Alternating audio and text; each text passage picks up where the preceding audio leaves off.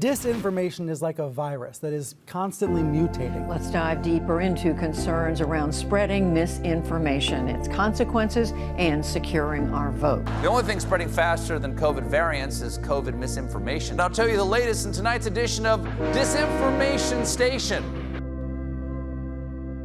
Every time I speak, I want the truth to come out. And even if I get in trouble, you know what I'm saying? Ain't that what we're supposed to do?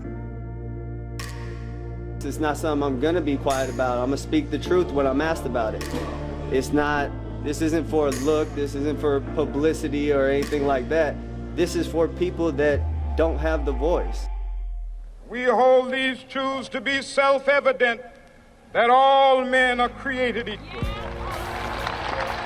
While democracy can be periodically delayed, it can never be permanently defeated. In this truth, in this faith we trust, for while we have our eyes on the future, history has its eyes on us. We have a responsibility, because we're in everybody's home and on everybody's screens, to tell stories that represent the country that we're in today, and that's what we're trying to do. There's racial conflict, but we don't actually deal with it. We don't actually confront it. I have never lied before the Congress, and I do not retract that statement. That's such a false narrative. Remember, the easiest way to stay out of the hospital and not die is don't get infected. Black Lives Matter has presented the truth about the American people. Enough is enough. Right. The ACLU has been defending the Constitution for nearly 100 years, and we know a dire threat to our democracy when we see one. But I am so proud to see you all gathered here tonight, speaking truth to power and speaking truth to history. Hi friends, I'm Kirby Howell-Baptiste. What a great honor it is to welcome you to the ACLU of Southern California's Bill of Rights Awards. The work of the ACLU SoCal takes place across ancestral lands of indigenous peoples, including the Tongva and the Chumash. These are the traditional caretakers of this land, and we acknowledge and honor their legacy. The ACLU is a national organization with offices in every state. The ACLU of Southern California serves the needs of this region, but its cases and causes have far-reaching implications.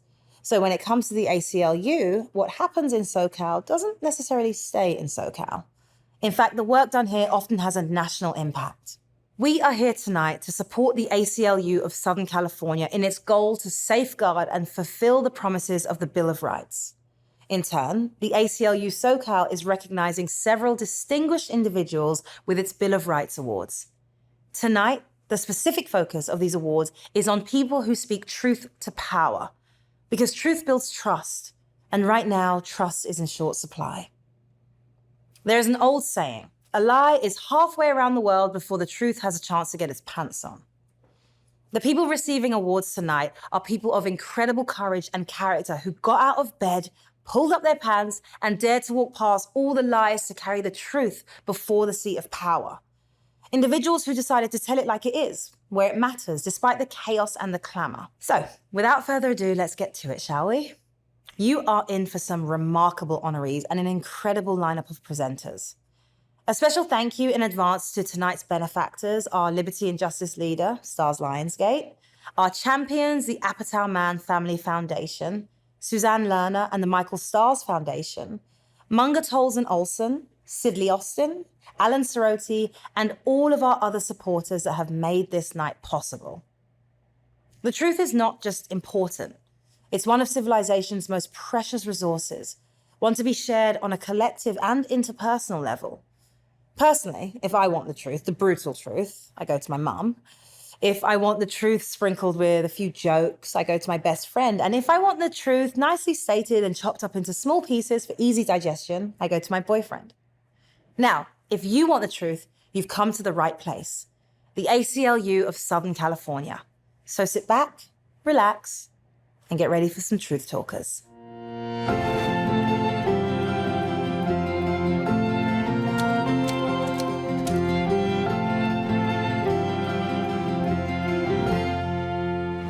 Isabella, I am a citizen and I am Puerto Rican.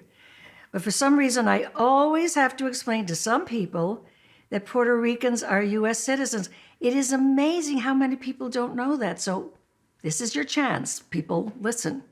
Well, maybe it goes back to West Side Story. They hear I like to be in America and think Puerto Ricans just got off the boat or something. Yeah, but the song says Puerto Rico's in America. Yeah, but we're not really taught that in schools. And, maybe we're just too dazzled by your dancing. Well, thank you. I'll take full responsibility. Oh, good. Todd's here. Are you kidding me? I wouldn't miss it. Hey, Todd, good to see you. I was just telling Isabella, I may not be an immigrant, but I still am passionate about immigrants' rights. Oh, yeah. And voters' rights and women's rights. And science. It's crazy to me that everyone's out there every weekend still having to protest for these things. But let me just tell you that what really worries me the most these days is the misinformation and disinformation. That's kind of scary. Right?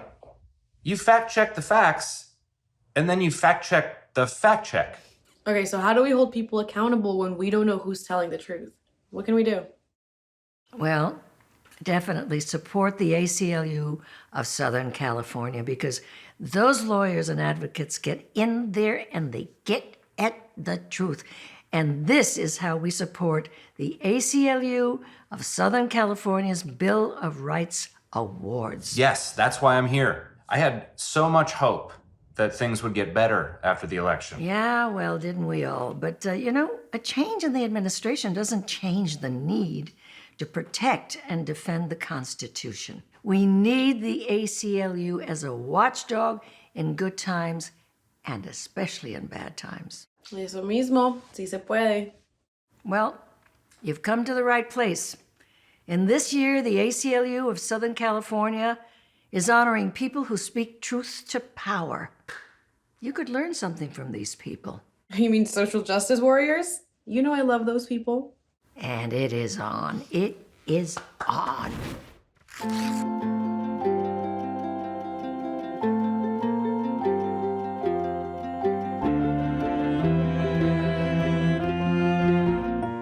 My mother's English has remained rudimentary during her 40-plus years living in the United States. When she speaks Korean, my mother speaks her mind. She is sharp, witty, and judgmental. But her English is a crush of piano keys that used to make me cringe whenever she spoke to a white person. As my mother spoke, I watched the white person, oftentimes a woman, put on a fright mask of strained tolerance, wide eyes frozen in trapped patience, smile widened in condescension. As she began responding to my mother in a voice reserved for toddlers, I stepped in.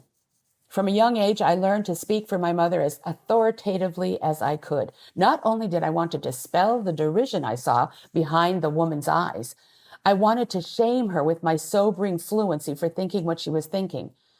I have been partly drawn to writing, I realize, to judge those who have unfairly judged my family, to prove that I've been watching this whole time.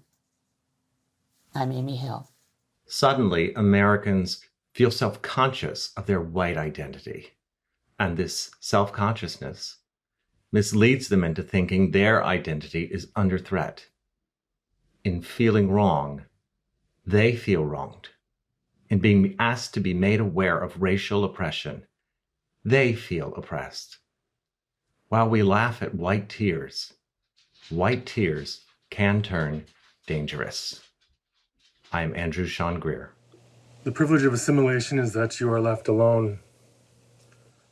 But assimilation must not be mistaken for power, because once you have acquired power, you are exposed. And your model minority qualifications that helped you in the past can be used against you, since you are no longer invisible. I'm Alexander Chi. Rather than look back on childhood, I always looked sideways on childhood. If to look back is tinted with a honeyed cinematography of nostalgia, to look sideways at childhood is tainted with a sicklier haze of envy. An envy that ate at me when I stayed for dinner with my white friend's family or watched the parade of commercials and TV shows that made it clear what a child looked like and what kind of family they should grow up in. But to look sideways has another connotation. Giving side eyes telegraphs doubt, suspicion, and even contempt. I am Bowen Ye. Dearest Kathy, it is such an honor to be able to present you with this award today. I am so proud to have you as a friend and a fellow citizen, fellow writer, fellow poet in this world. With your book, Minor Feelings and Asian American Reckoning, you have elevated unspoken and unacknowledged traumas that Asian Americans face in this country. In a time when anti-Asian racism is on the rise, and in the face of prejudice and biased statements by former elected officials, you have stood up and spoken out and have provided the words and images and personal context that so many in the Asian American community long for your powerful advocacy for racial justice. The ACLU of Southern California hopes you will accept a 2021 Bill of Rights Award. Congratulations, my dear. My book, Minor Feelings, An Asian American Reckoning, came out in February 2020, a few weeks before anti-Asian hate spread as its own contagion. Many said that this book is prescient for coming out when it did, but my book is a lifetime's outpouring of rage, sorrow, and frustration that I used to feel living as an Asian American. Asian Americans have been invisible until hypervisible, historically banned from entering this country because of our race. We have been interned, napalmed, part of the impoverished service industry, a Hollywood punchline, a model minority one day, and then pestilence or a terrorist the next day. I called my book Minor Feelings because my minor feelings of rage has been minimized, made trivial, unimportant. But based on the wide readership of this book, and now this Bill of Rights Award, I am grateful, humbled, and honored to see how these minor feelings are now recognized as major. I hope that we don't just pay attention to the discrimination against Asian Americans, but that Asian Americans be included and make ourselves integral to this ongoing struggle of creating a just society, especially as white supremacy and neoliberalism remain on the rise. This is why words cannot express how moved I am for receiving this award from the ACLU. With the election of Trump in 2016, I was deeply frightened that there would be no more checks and balances. The ACLU has been crucial in keeping fascism in check, for fighting every attempt by the right to erode our democratic institutions, and for protecting the rights of the most vulnerable among us. Thank you so much, ACLU of Southern California, for this Bill of Rights Award. I am honored and humbled. Hello, I'm Diane Warren. I am so pleased to be able to share my song, Somehow You Do, from the film 4 Good Days with you as part of the ACLU SoCal's Bill of Rights Awards. I'm especially excited for you to hear this new version sung by Megan Kabir, which we have recorded specially for this event. Somehow You Do is a song about hope and getting through the worst when all signs point in the opposite direction. I think of the amazing work that the ACLU SoCal is doing in so many areas where a solution seems difficult. But the lawyers and advocates keep pushing on with hope and tenacity that so often brings relief to people suffering injustices. I'm proud to be a supporter, and now enjoy Somehow You Do.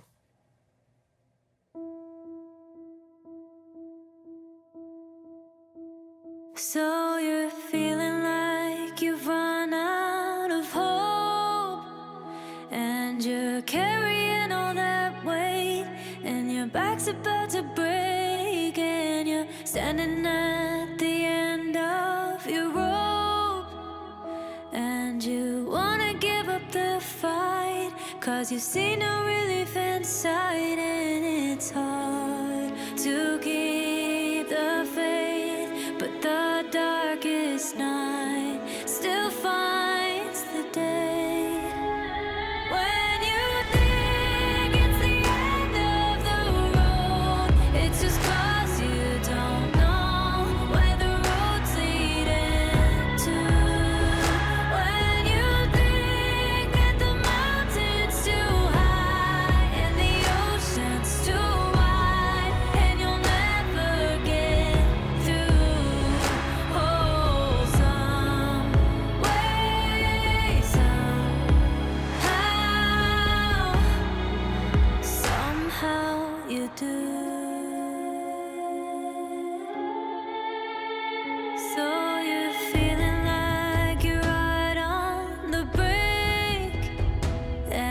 you're in the battle alone, and life's punched a hole in your soul. Yeah, I know you've been brought to your knees, but there's better days up ahead, and you'll be on your feet again, and you're gonna be okay. 'Cause the darkest night will find the day.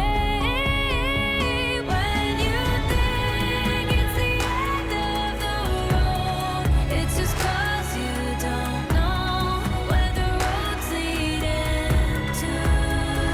When you think that the mountain's too high and the ocean's too wide, and you'll never get through. Oh, some way, somehow you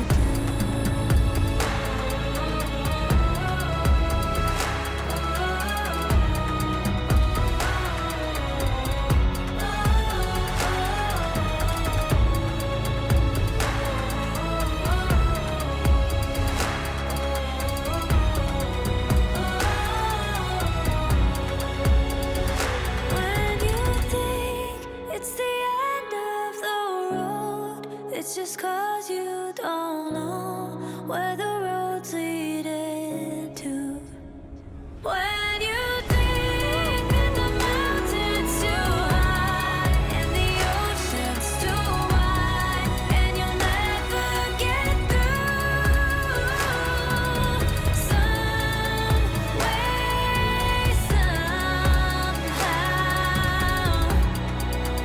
somehow you do.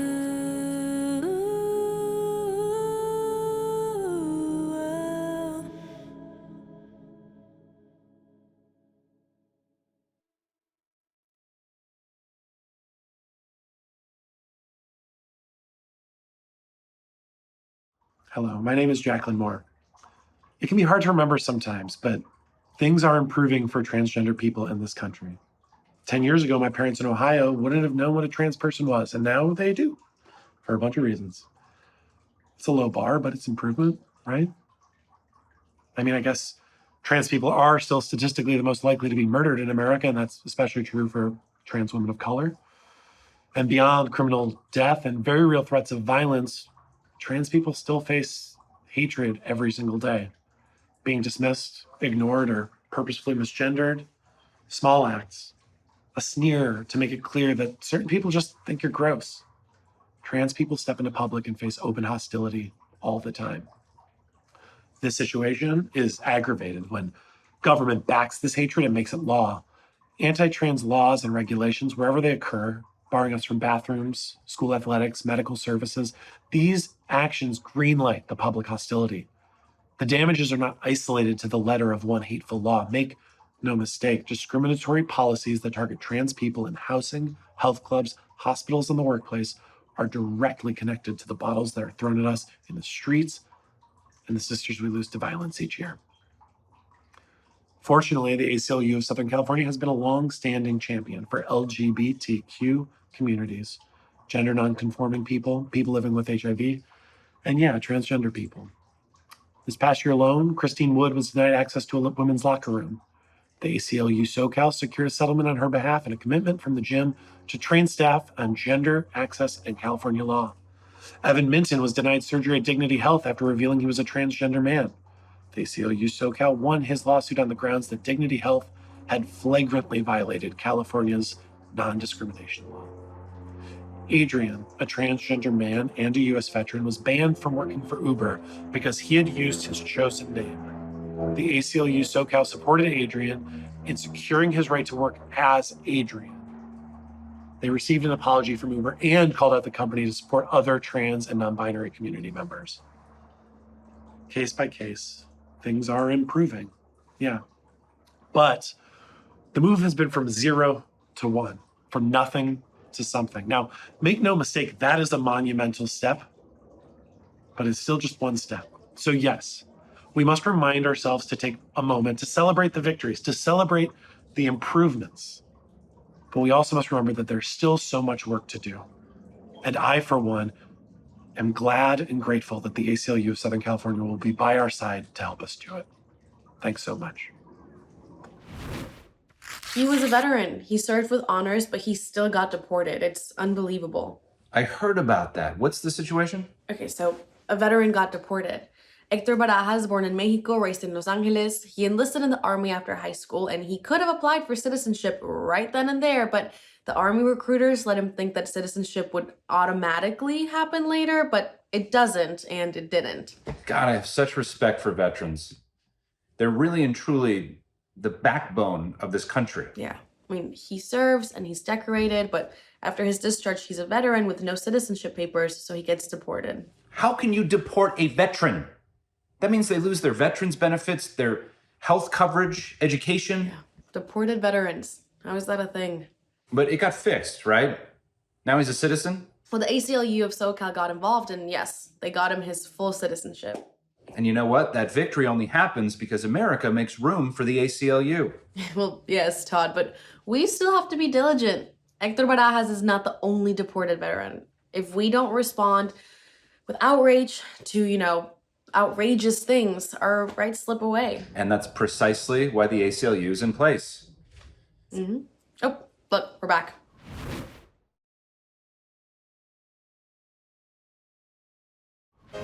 I think STARS is changing the world.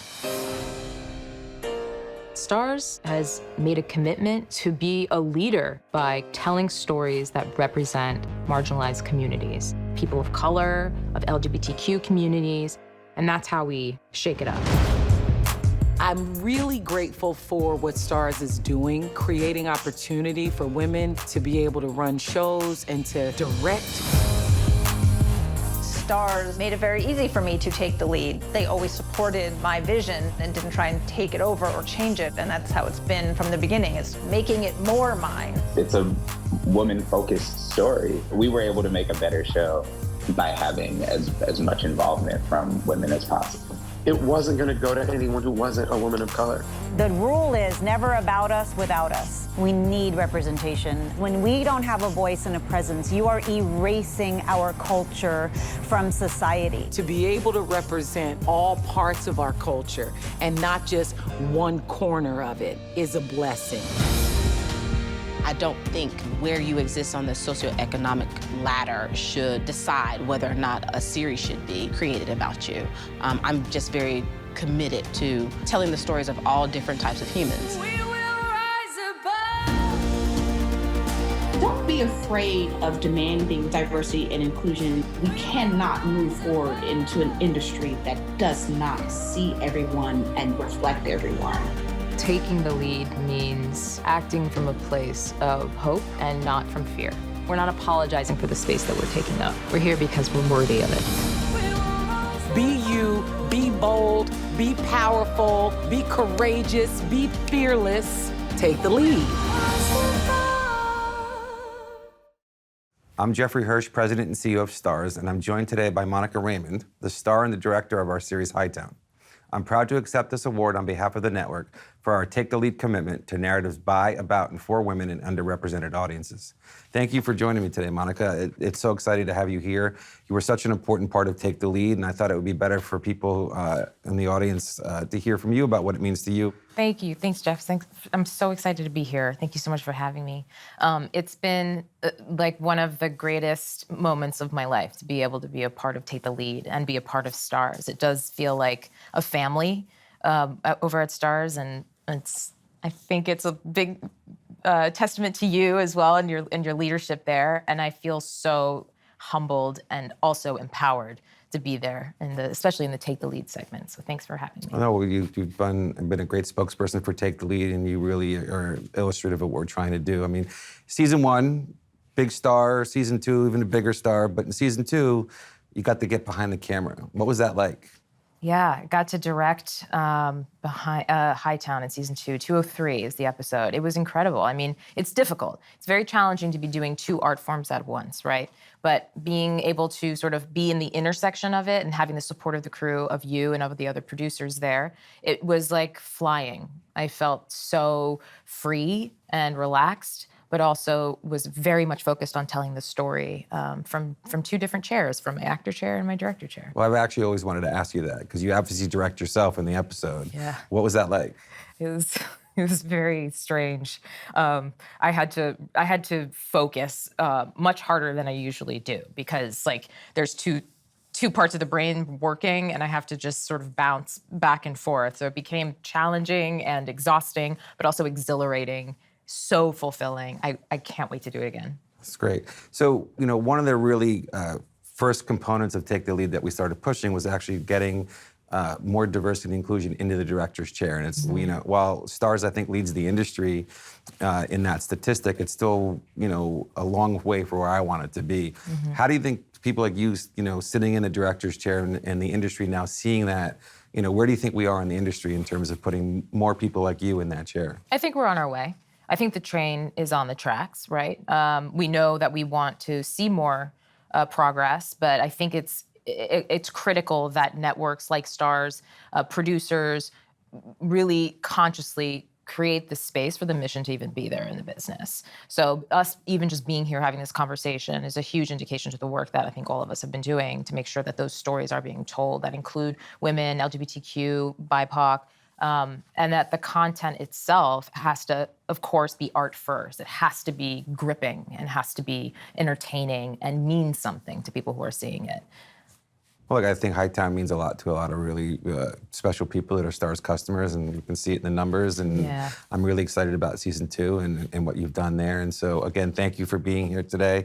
Thank you to the ACLU for this award. It really is such an honor for Stars and Take the Lead to be the recipient this year. And so, again, thank you for being here. Yeah, thank you, Jeff.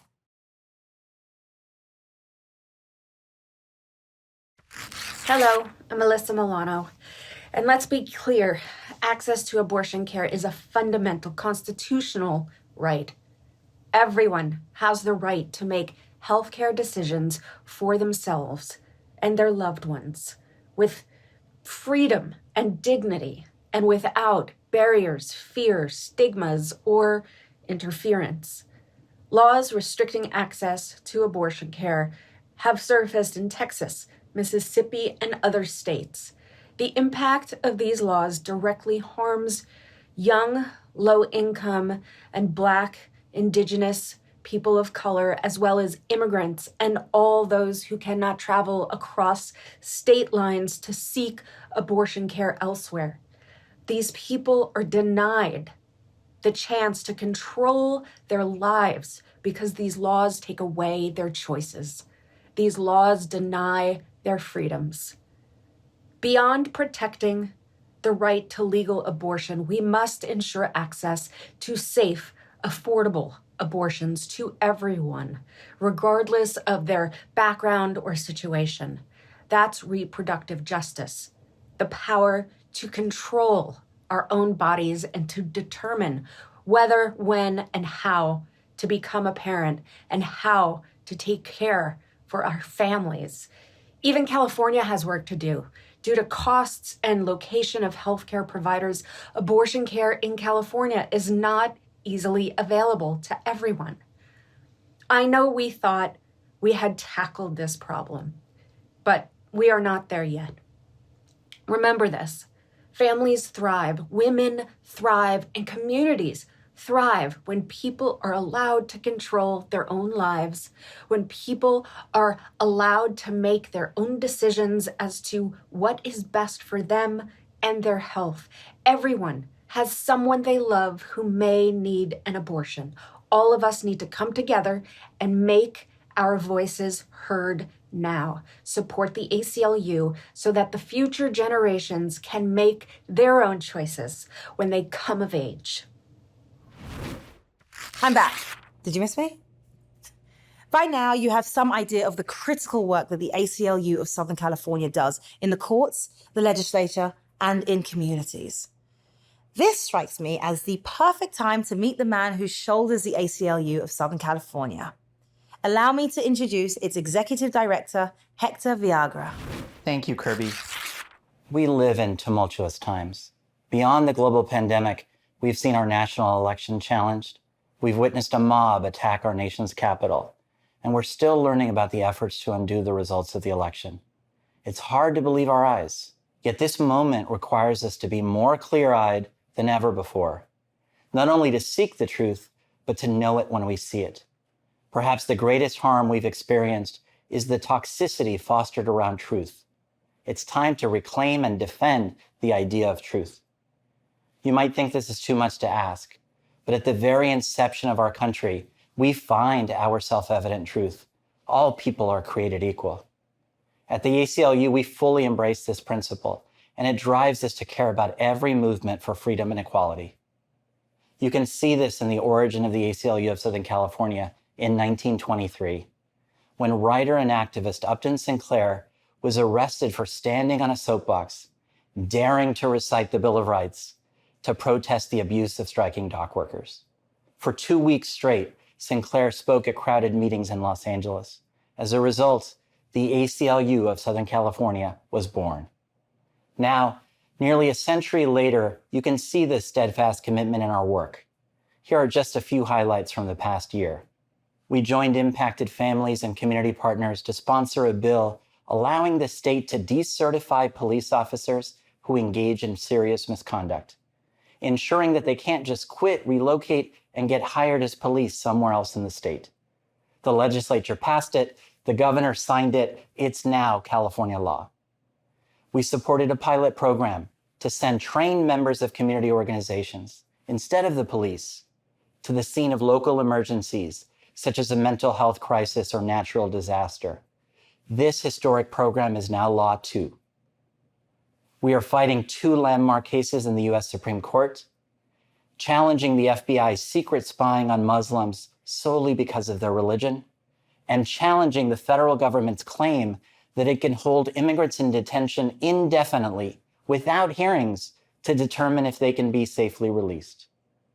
With your support, the ACLU of Southern California will continue to promote the truth that we are all created equal. On behalf of our staff across the region, thank you. I'm Audrey Chan, and I was the inaugural artist in residence at the ACLU of Southern California in 2020. The Care We Create mural came about during the summer of 2020, in the midst of the pandemic and uprisings for racial justice. Our goal was to transform the ACLU SoCal office building into a vision of community care and a better tomorrow that might uplift community organizers, advocates, and anyone fighting for justice. Murals are a powerful art form because they're accessible to everyone, and over time they become woven into their communities. The mural is now the backdrop to weekly rallies led by Black Lives Matter Los Angeles. Their coalition's powerful demands are directed at the headquarters of the Los Angeles Police Protective League, located directly across the street. This stretch of West 8th Street in Westlake is transformed through action into a corridor of care, a radical community space of power building and solidarity. I'm so grateful to have been a part of this project and to see how art can serve movement building.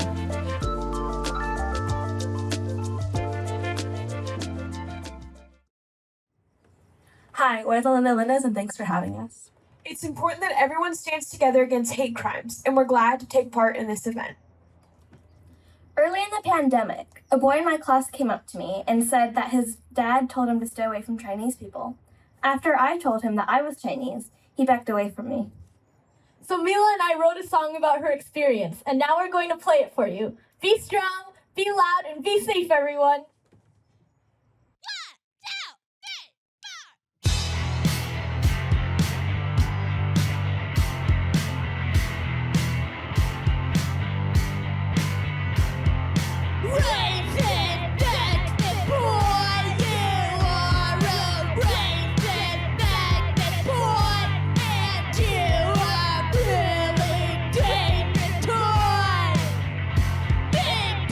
Shoot at the street.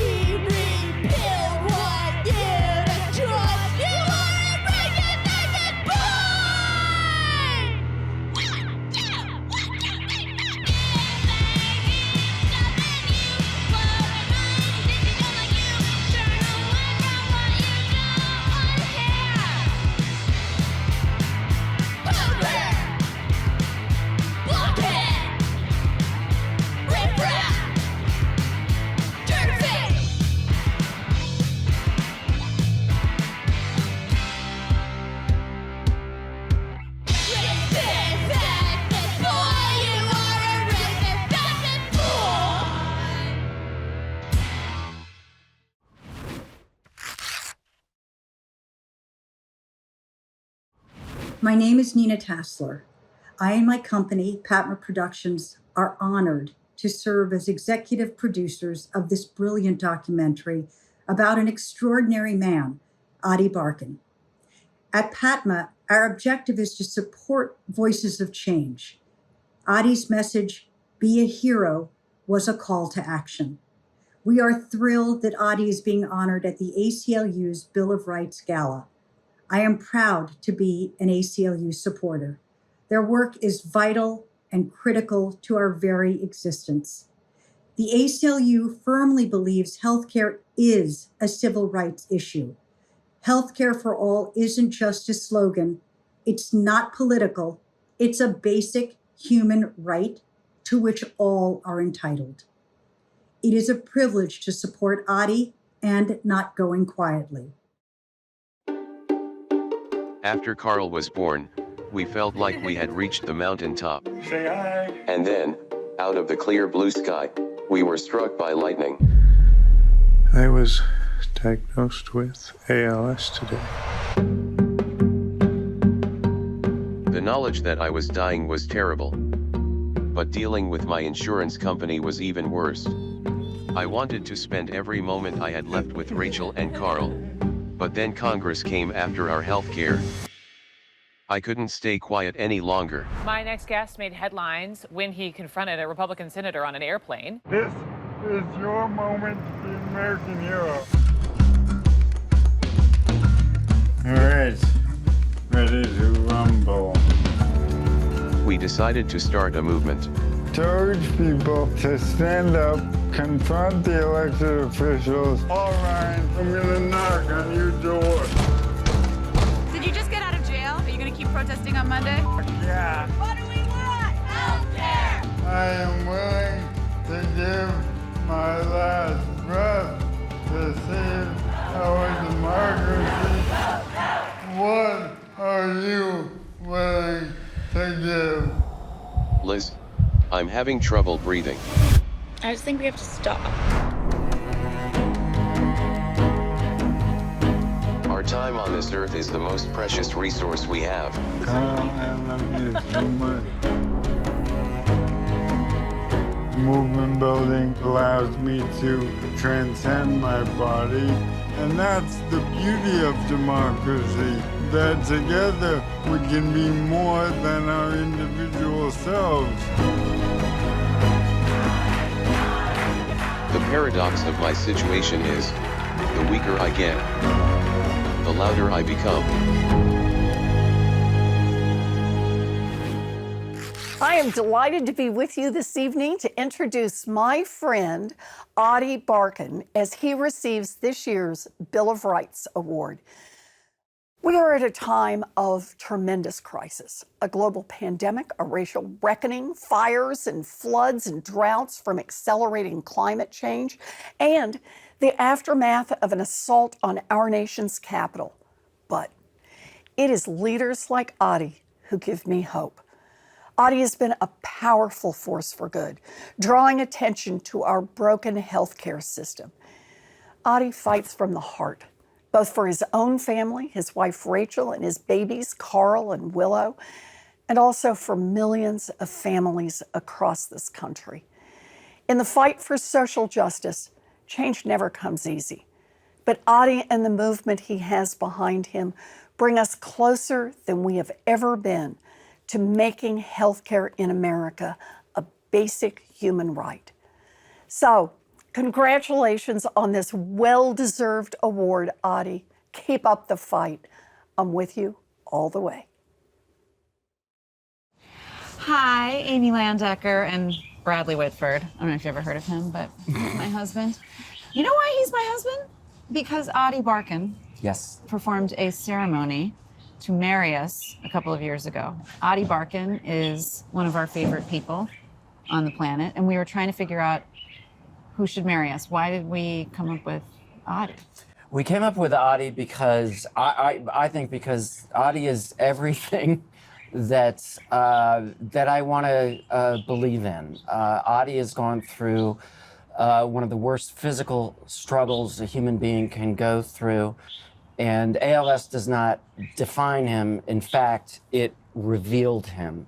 And it revealed him not as somebody who is walking around saying, look at me, I'm a hero.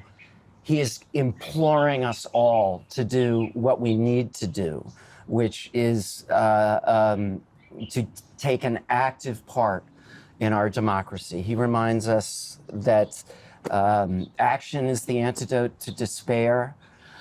He reminds us that we don't get a democracy, we have to make one every day. He reminds us that there is always going to be an excuse for not participating, but when we don't participate, we sentence ourselves to a gulag that is dictated by the people who do choose to participate, who tend to be the business guys. On top of that, Adi is one of the funniest, most loving human beings I have ever encountered. And there could be no more worthy recipients of this award this year. Congrats on the 2021 ACLU Bill of Rights Award, Adi. We love you. We love you very much, very much. See you soon. Hello, and thank you to Senator Warren, Bradley, and Amy for the kind introductions. And thank you to the ACLU of Southern California for this incredible honor. I'm so grateful to receive this award in my home region, and alongside people who have contributed so greatly to our society. The theme for tonight is the damaging impact of misinformation on our democracy.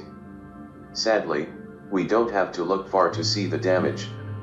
Autocrats here and abroad have propagated falsehoods about a virus that has killed millions.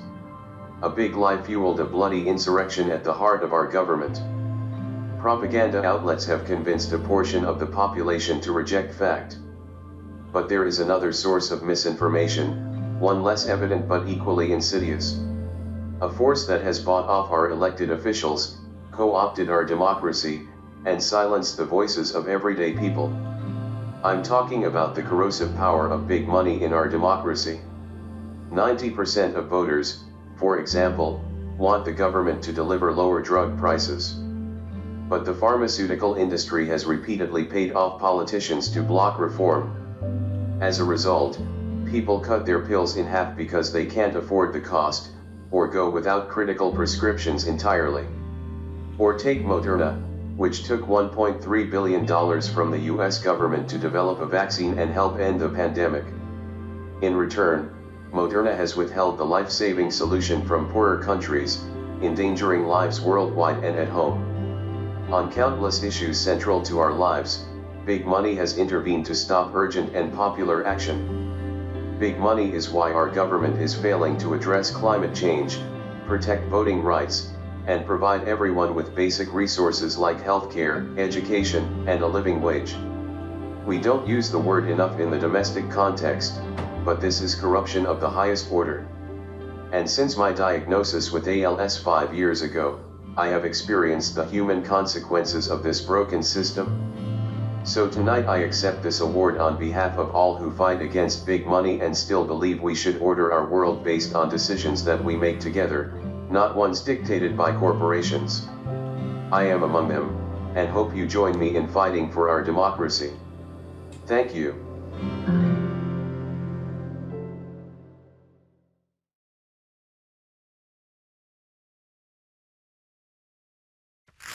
Hey, how you doing? It's Jason George here. So listen, the ACLU of Southern California is one of the most phenomenal, foundational, and most important organizations in the country. Their sole purpose is to make sure that the Bill of Rights is a reality for you, for me, and especially for those in our community that are most vulnerable. They're here for all of us, regardless of political affiliation. This isn't about politics. Everyone deserves the same rights and freedoms, and the ACLU SoCal works hard to make sure our rights stay protected. So if you've been inspired by what you've heard tonight, come on, Adi Barkan. Who wasn't inspired by? I'm going to be thinking about that for a minute. If you're inspired by what you've heard, click the link below and give. I'm already a supporter, but no pressure on you. No pressure on you. I just want to make sure you feel the love and become a supporter too. And many of you have already given, but give a little bit more. It won't hurt. Anything you can spare, and I know the ACLU will not complain. So thank you, and stay tuned for the rest of the program. You won't be disappointed. But while you're watching, perhaps these words will echo in your head. click the link below. Click the link below. Click the link. Click the... Give what you can. Hello, I'm John Erickson, president of the ACLU of Southern California Board. In April, we awarded our 2021 Pro Bono Awards to 7 firms without whose legal support we would not have been able to accomplish as much as we achieved. Every year, dozens of firms and private attorneys donate their time pro bono to co-counsel with us on matters large and small, sometimes committing to the years-long process that some legal cases require. We are truly grateful to all who have partnered with us to advance justice and equality and congratulate the following firms on their awards. Alexander Morrison and Fair was given the Gender Justice Award for cases that brought attention to pregnancy discrimination, sexual harassment, and lactation discrimination. Bird Morella, Covington and Burling, and Latham and Watkins were given humanitarian awards for work on jail, prison, and detention conditions. Loeb and Loeb received the Community Service Award for support on a variety of advocacy and in-house issues. Morgan, Lewis, and Bacchius received the Civil Liberties Award for issues relating to police in schools in Delano. And Munger, Tolles, and Olson received the A.L. Weirin Pro Bono Award for their outstanding support of several cases. Individual Munger attorneys were honored with the Access to Justice, Immigrants' Rights, and Freedom of Information Awards. Individual attorneys and their awards can be viewed on our event website. Thank you, and congratulations to all the 2021 Pro Bono Award honorees. Hey, this is her. I wrote and performed Fight for You for the film Judas and the Black Messiah. I dedicate this presentation to Chairman Fred Hampton of the Black Panthers. Yesterday marked the 52nd anniversary of his assassination. He was only 21 when he was shot in his sleep. This anniversary reminds us of the need to educate ourselves and others on the accurate history of the Black Panther Party and its direct connection to today's movement for Black lives. This anniversary also reminds us why we need the ACLU of Southern California. They fight for you. I'm so proud and honored to introduce the music video Fight for You for the film Judas and the Black Messiah.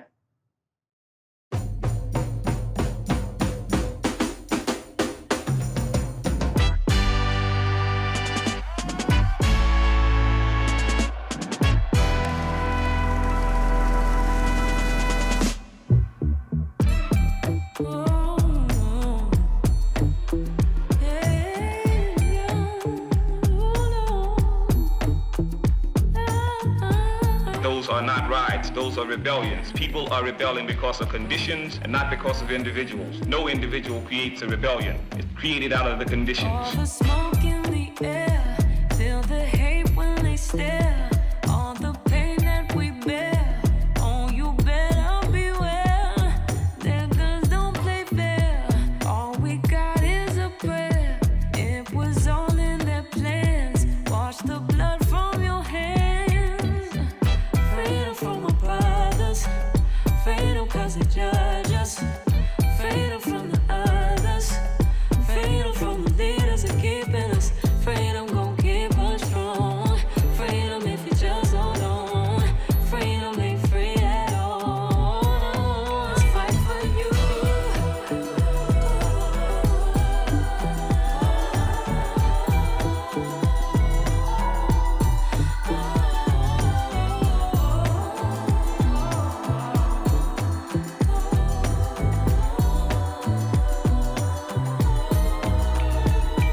Mental institution causing so much confusion. Seems the only solution is a new evolution. We can't take it no more.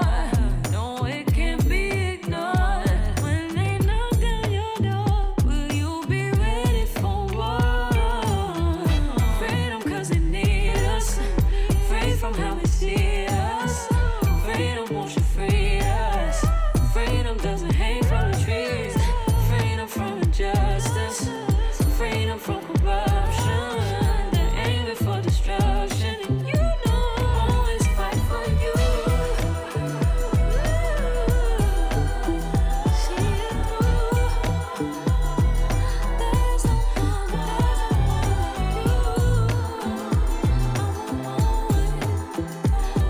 Où est-ce qu'on s'y despère? I see ground zero for the revolution.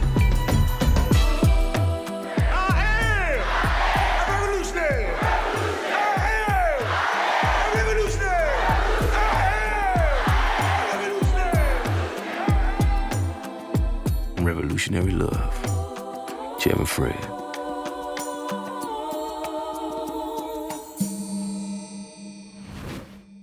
Rita, I want to ask you something. Okay, what? So you were this young, dynamic, talented beauty, and now you're this incredibly powerful woman. How did you evolve into that? Life. Okay, you know what I mean. I mean, the courage. How did you become someone who speaks truth to power? Let me tell you a little story about me. I was your age, maybe younger, trying to find my way, and of course I hadn't found myself yet. And I met this young man named Aryeh Nair. I hope I'm pronouncing it properly because it's been a very long time. But anyone who knows anything about the ACLU knows that name because ultimately and eventually he became a very important person who gave ACLU enormous fame and respect and admiration. Anyway, he took me to a meeting at someone's house. This wasn't a date. I think he just saw something in me that told him that I needed to know about this. And I was at someone's house at a meeting of the ACLU. I had no idea that such an organization existed. These people talked about standing up for people like me. They talked about worth and value and rights, which could also be my worth, value, and my rights. They saw me. They had been fighting all along for people like me, and I didn't have a clue. So I left that meeting, and it was inevitable. I became an advocate. If the ACLU could fight, I could fight too. I would find my voice, and I wouldn't shut up about the immigrant, the marginalized, the victim, the refugee, and I haven't shut up since. And you won an award from the ACLU. I did, but I want to remind people that we don't fight causes for recognition. We fight because we, the people, believe that all men, all women, all people are created equal. Our understanding of equality evolves, but equality is written into the Constitution. That's our bedrock. We have to protect that. We have to defend that. Yes, Rita. Speak that truth to power. I haven't stopped, and neither should you. Oh, I'm just getting started. Well, I love hearing that. Good. Bring your friends. Bring your friends because real change will take a lot of us. It'll take all of us.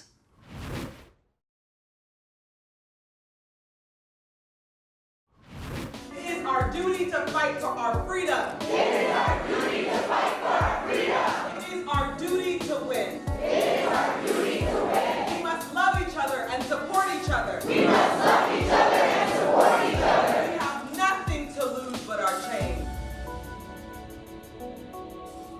I think a lot of people don't know that I'm an artist. I'm really spending the next 20 years of my work focusing on Black creatives and lifting up Black creativity, whether that's with the Crenshaw Dairy Mart or an MFA program. Usually when you see an art gallery come in, that means gentrification is coming. So what we're trying to do is actually root back down into the community and remind people that art doesn't have to be a gentrifying force. We can actually work in tandem together to help support and uplift the community. The MFA program is a cohort that's mostly students of color. It's a mostly all people of color faculty, also deeply rare. So I feel very grateful for this program and what it's providing, not just my students, but me, and also the academic and art world. How do we, yes, respond to the terrible, terrible crimes against humanity? And yet also, how do we build a vision where we can imagine Black people living, Black people thriving? We're fighting so hard because we have a vision. We have a vision for what we deserve, for what every single human being deserves. And when you think about Black Lives Matter, remember that our movement is about imagining a world where Black folks are actually free. We must love each other and support each other. We must love each other and support each other. We have nothing to lose but our change. We have nothing to lose but our change.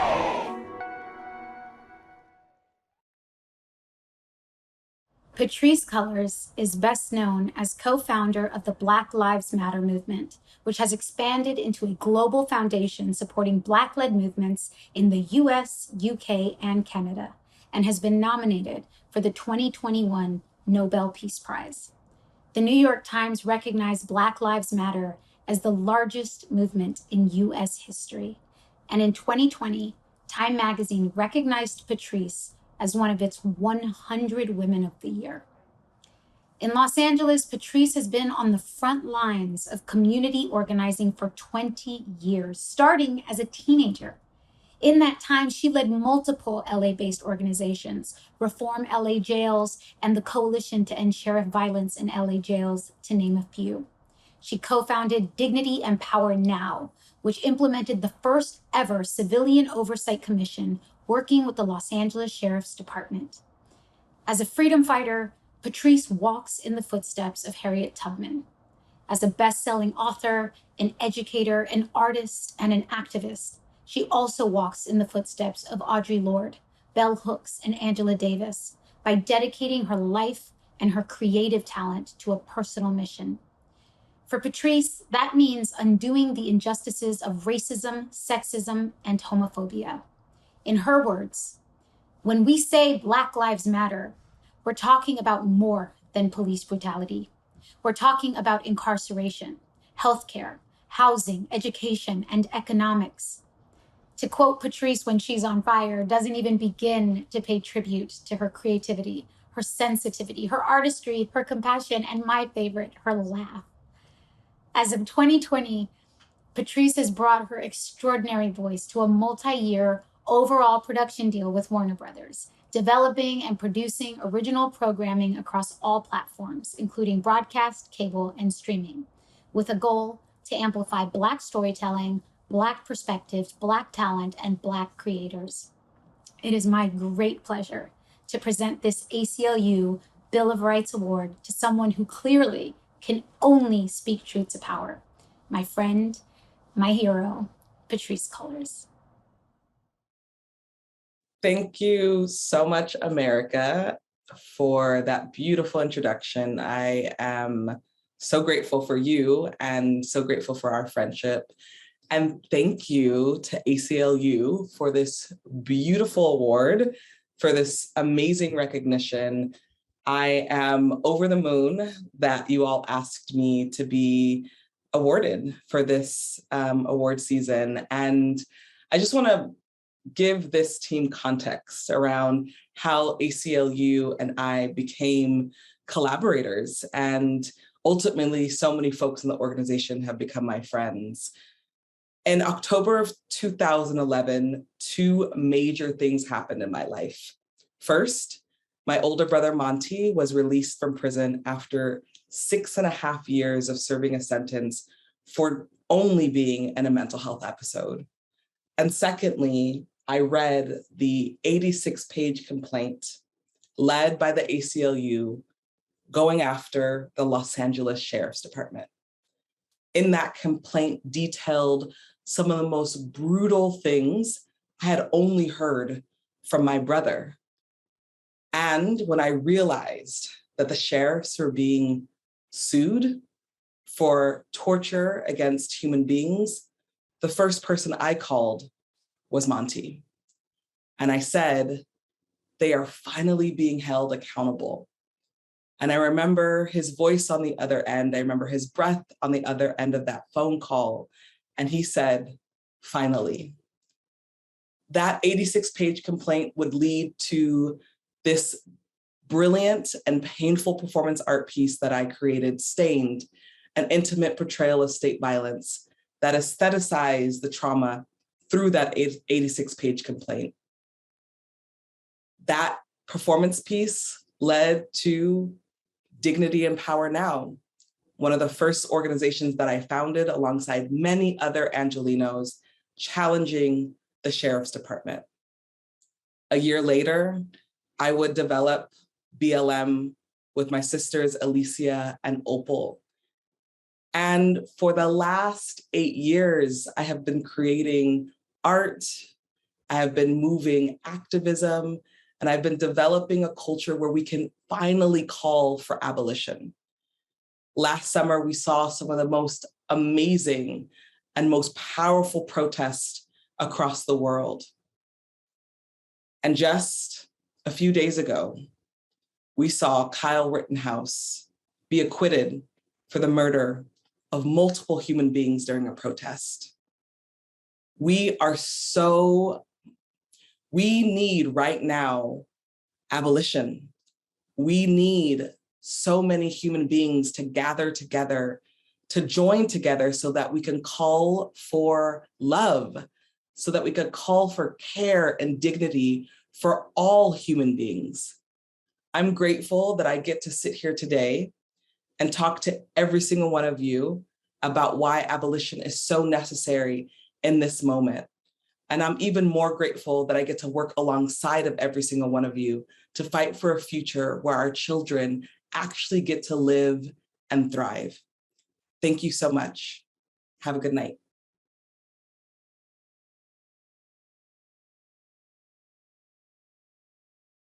Hi, this is your old friend, Judd Apatow. Sorry I couldn't be there tonight, but I just tested positive for looking like shit.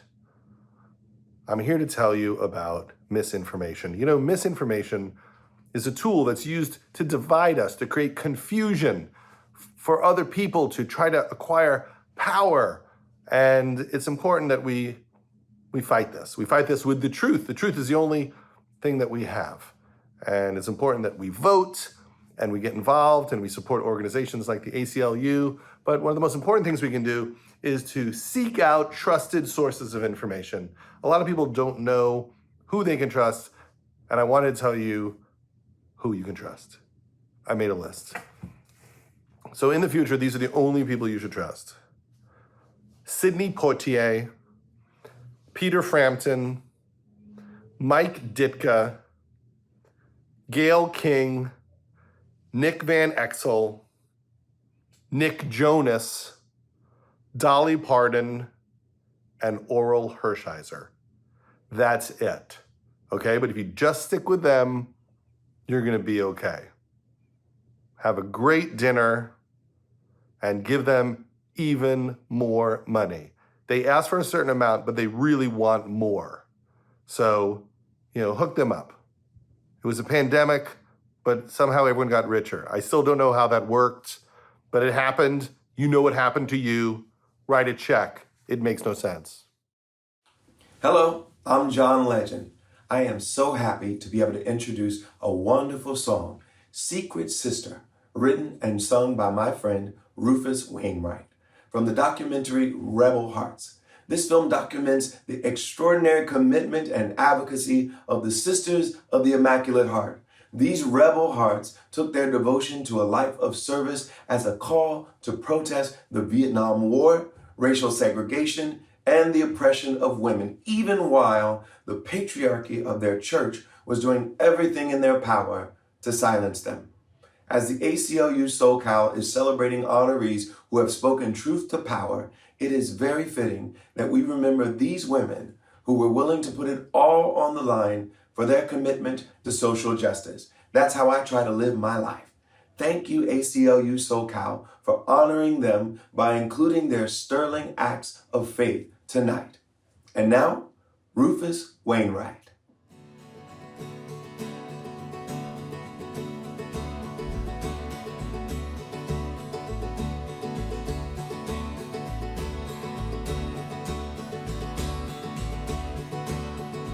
Another day begins,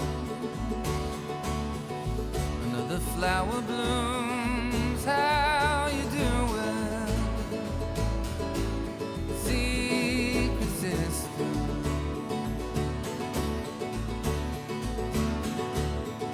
Another perfect song,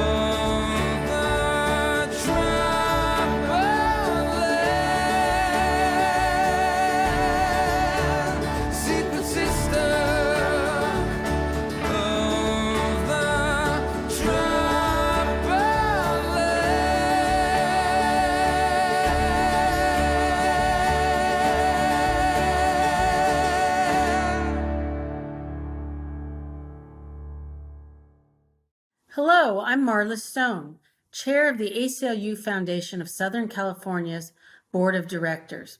My time with the ACLU has introduced me to the ACLU's awe-inspiring history and its legacy of transformative heroes and pathbreakers. Pauli Murray stands as one of the most innovative and groundbreaking of our ACLU heroes who spoke truth to power throughout their lives. But as so often happens, some heroes are forgotten. Pauli Murray joined the ACLU National Board in 1965, becoming one of our first non-white and non-binary directors. Decades before we had a language for the concept, Pauli Murray forged an intersectional approach to civil, racial, and gender justice work. Murray was a brilliant legal theorist who moved through numerous hurdles as a gender nonconforming Black person. In an astounding career, Pauli was a civil rights activist, a lawyer, a law professor, an organizer for women's rights and economic justice, a writer, a poet, and the very first African-American woman Episcopal priest. Pauli's groundbreaking theories on the Equal Protection Clause formed the foundation for the ACLU's work to dismantle systems of discrimination, including marriage equality. We commend Amazon Studios and Participant Media for bringing Pauli's story back to the world in their documentary, My Name is Pauli Murray, streaming on Amazon Prime. And we are very pleased to share this segment of the documentary with you now. In the mid-1960s, Pauli was on the board of the ACLU. The American Civil Liberties Union brought suit today to force a St. Louis suburb to accept an integrated low-income apartment housing project. The ACLU was already doing quite a bit of work around civil rights cases, but on women, they were like any other institution in our society at the time. Women were not well represented on the board. Pauli was pushing them to move.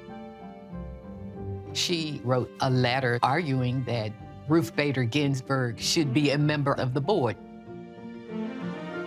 Pauli was a feisty woman. Pauli had definite ideas, sometimes ideas other people disagreed with.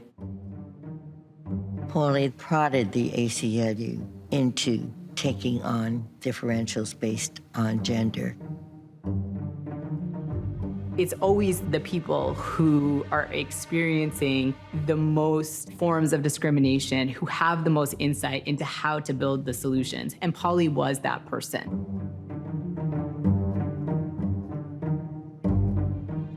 In one of the ACLU cases in the South, Blacks were being excluded from the jury. Murray's argument was, well, at the same time we're arguing Black men should not be excluded, women should not be excluded. This is a violation of their rights under the Equal Protection, a violation of the 14th Amendment.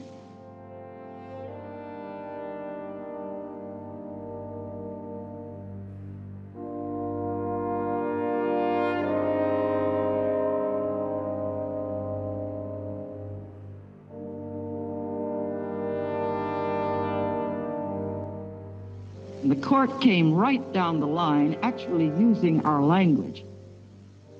After so many losses and so many failures in a lifetime, this was my sweetest victory. What she did became very important. So important that when Ruth Bader Ginsburg was called on to work on a later Supreme Court case, Reed versus Reed, she used Pauli's work and then credited her. Justice Ginsburg relied on the analysis that Pauli had developed. We were not inventing something new. We were saying the same things that Pauli had said years earlier at a time when society was not prepared to listen. What I say very often is that I've lived to see my lost causes found. Hey, it's me again. Just reminding you, if you haven't already done it, don't ignore those words that are rolling around in your head. Click the link below. Click the link below. Seriously, give what you can.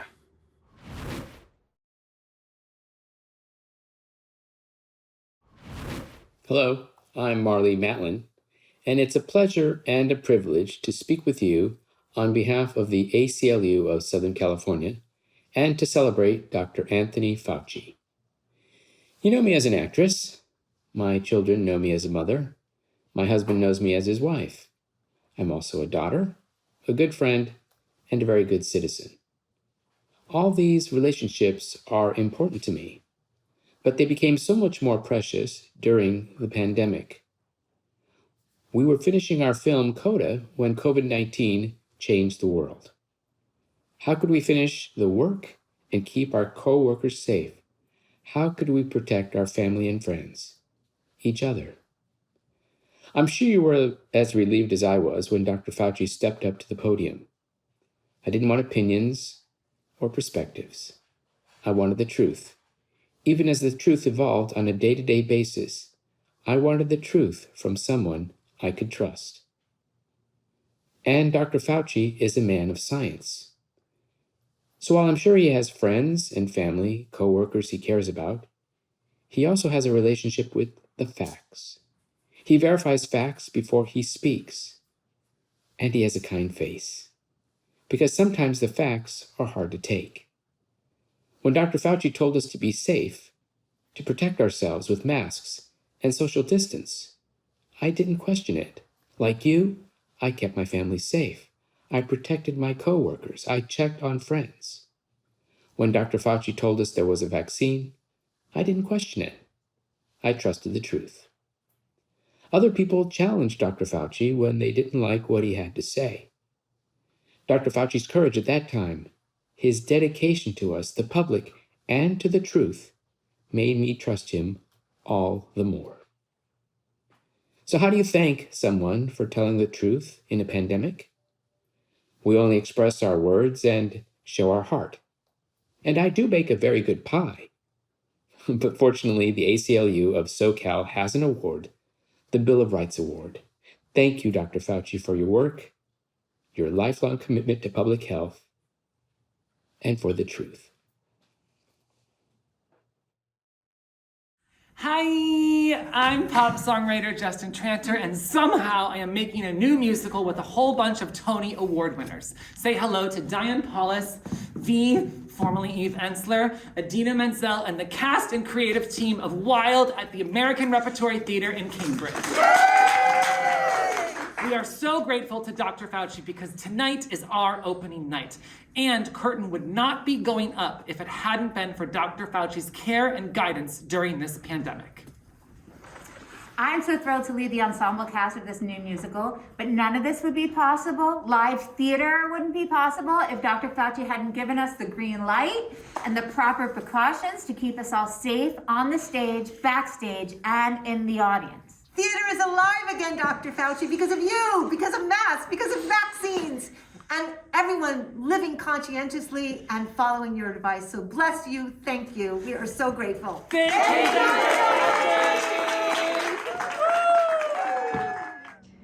Dr. Anthony Fauci, AKA Tony.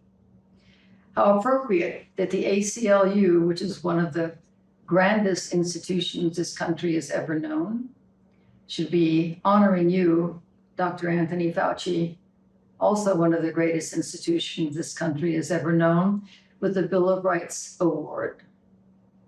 For your courage, moral compass, moral fortitude, intelligence, adherence to science and the truth, speaking truth to power, for your love of your fellow human beings, you have kept us afloat. And with a nod to your nonpartisanship and the nonpartisanship of the ACLU, I will say that you have faced down and continue to face down the most destructive, dangerous, unconscionable bullshit this country has ever had to deal with. For that, we thank you. For myself, I am proud and blessed to say that I consider you a friend and vice versa. And that when I'm in your presence, I know that I am in the presence of a humble greatness. Thank you very much, and congratulations on your award. Hello, I'm Elton John.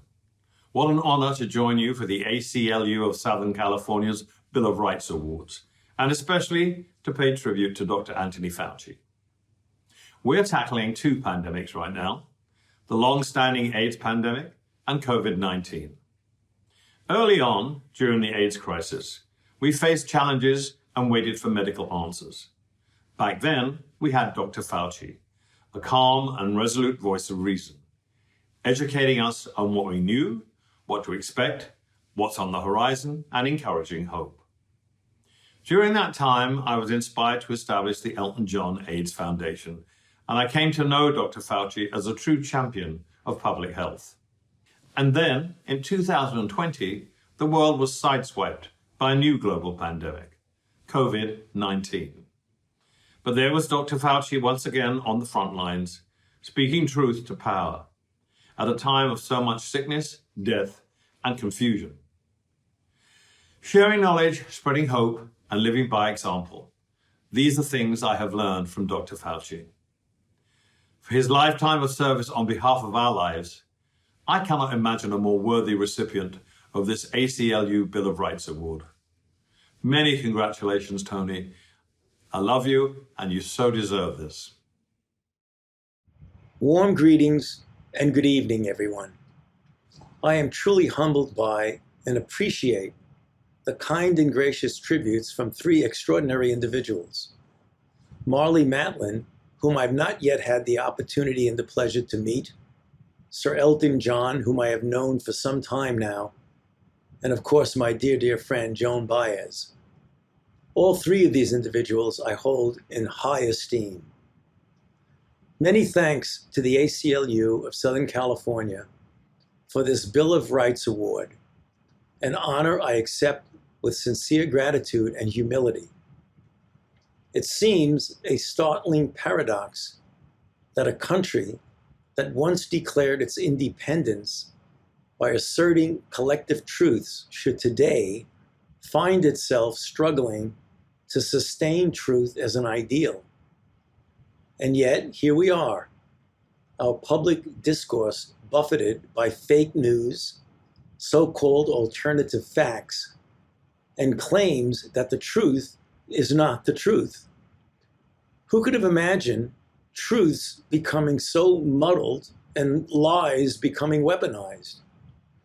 Precisely when we urgently need a unified front to crush the virus that's perpetuating this historic COVID-19 pandemic, instead, the truth repetitively is twisted into a casualty by ideological stands that divide us against one another. While some truths are self-evident, as attorneys and advocates of the ACLU, you understand that in science, as in the law, one arrives at the truth ultimately. We seek to understand. We study, we observe, we question, we listen and test until truths become revealed. Often this requires an extensive, iterative process of investigation that leads naturally to a continuous evolution of data and facts that form our knowledge.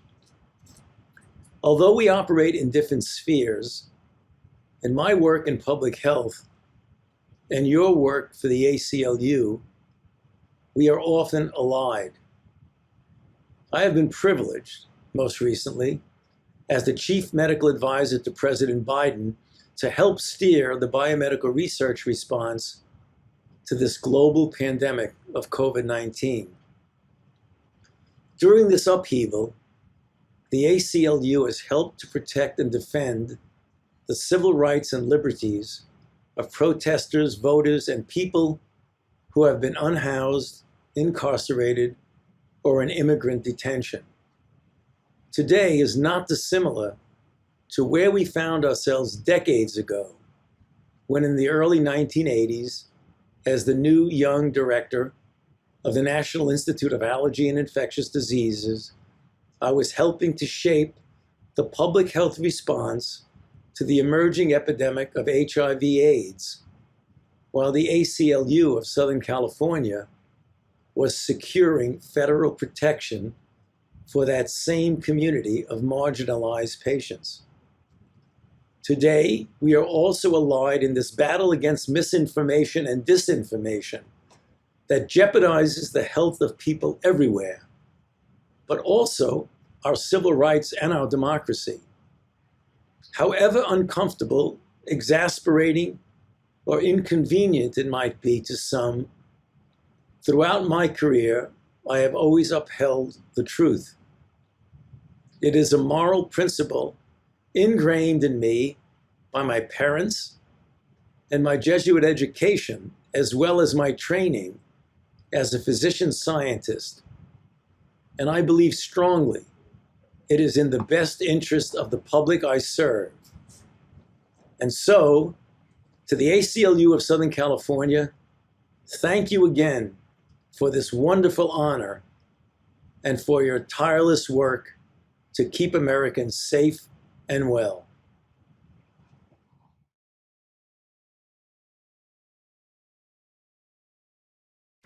Hi. I can't believe I'm saying this, but I am marching through my 100th year. July I will be 100. It amazes me. A lot of people think I should be looking back, or that I am looking back, but I'm not. I'm looking forward because our country is at stake. Yeah, it's true. Today's headlines seem drawn from the past, don't they? Protecting voting rights should not be today's struggle, for heaven's sake. But it is. Last time we won the battle, folks. But today... Once again, states target Black voters, voters of color in general, really, with voter suppression bills. Efforts to install federal voting rights are blocked by filibuster. We have been here before, but they cannot win. They won't win. Legislators may get between people in the ballot box. They may pass unjust laws. They may win elections by preventing or just discouraging people from voting, but they won't defeat the spirit of democracy. They will not defeat the spirit that empowers millions of Americans to give of themselves to defend voting rights, defeat discrimination, to speak out against racism, sexism, homophobia, and transphobia, to expand educational and economic opportunity. That's the spirit that supports the ACLU. It all begins with the right to vote. All those years ago, World War II, I flew 52 missions over Germany to protect and save democracy, the right. Oh my God, the blessed right to vote. I'm with you 1,000% all these years later. Bless the ACLU for everything it means, for the breadth and strength and energy it has taken all these years to protect the democracy we cherish. Yes. What an amazing evening. I've learned so much, and I hope you did too. In these troubled times, I find such hope and joy in building community. And even though we have once again been distanced by the internet tonight, I hope we've all drawn closer together by paying respect to all of these amazing individuals. I have certainly been inspired by the work of the ACLU, and if you have too, I'm hoping you'll go one step further and click that donation link to support the ACLU of Southern California. Because the truth is, like it or not, in this world we've created, money does equal support. Oh, we have one last surprise for those of you who hung in till the bitter end. A very special musical treat to see you out. You lucky ducks. Thank you so much for participating in tonight's celebration and for paying tribute to the Bill of Rights Awards honorees. Be well, stay safe, and hopefully next year we'll see each other in person. Hello, my name is Carlos Samaniego, and I'm the founder-director of Mariachi Arcoiris de Los Angeles, or in English, the Los Angeles Rainbow Mariachi, the world's first LGBTQ+ mariachi. We'd like to thank the ACLU of Southern California for the invitation to perform for you all today. We're going to perform an original song entitled Tierra Indiana, or Indigenous Land in English. And it'll be sung by Natalia Melendez, who is the first transgender woman in the history of mariachi. We hope you enjoy our performance y que viva el mariachi arcoiris. Thank you.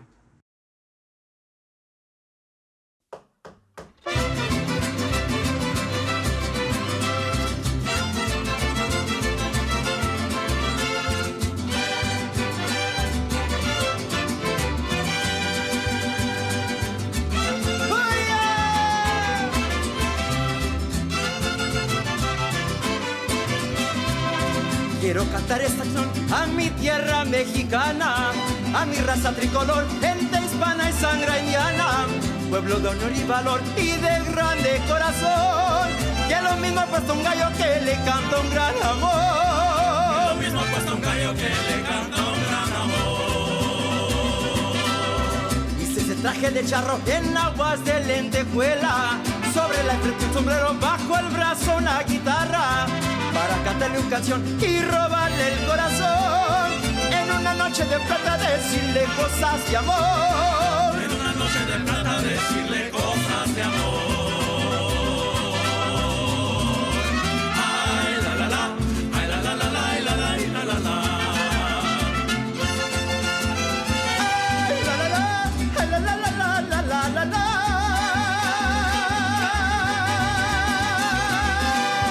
Viven sus hembras de temple y sus muches de valor. Viven sus hembras de temple y sus muches de valor.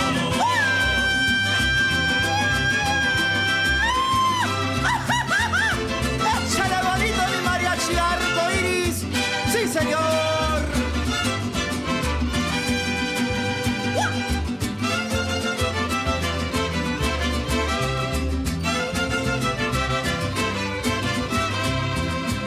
Traje de charro en aguas de lentejuela, sobre el frente el sombrero, bajo el brazo una guitarra, para cantarle una canción y robarle el corazón.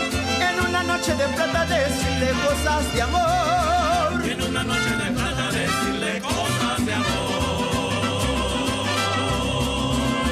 Ay, la la la, ay, la la la, la la la, ay, la la la. Ay, la la la, la la la la la.